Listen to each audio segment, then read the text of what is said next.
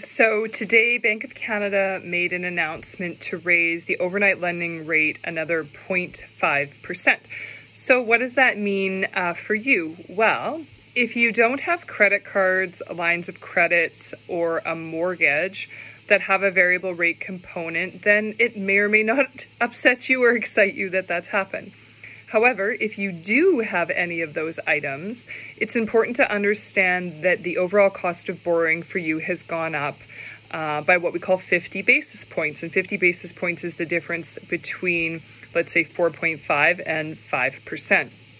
So when you have an adjustable rate or a variable rate mortgage and the interest rate changes, two different things can happen. One, your payment can go up quite significantly because of the new interest rate. Or two, the overall amount that goes towards the principal on that payment goes down significantly and you're paying a lot more towards interest. So it's important if you have a variable rate or an adjustable rate mortgage to understand which one you have, because it's important to know how much you're paying towards principal. A lot of people are talking right now about the variable rate rising and how that affects the fixed rate mortgages. And what's interesting is fixed rate mortgages and variable rate mortgages come from two different parts of the market, one heavily driven by bonds and one driven by Bank of Canada.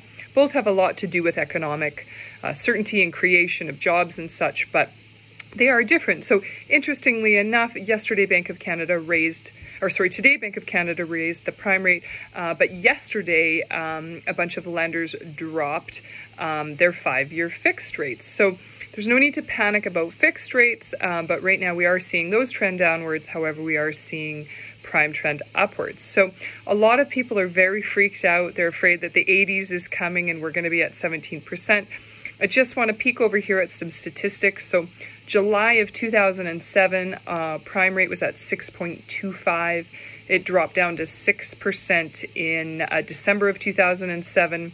By March of 2008, we were at 5.25. By October of 08, we were at 4.50.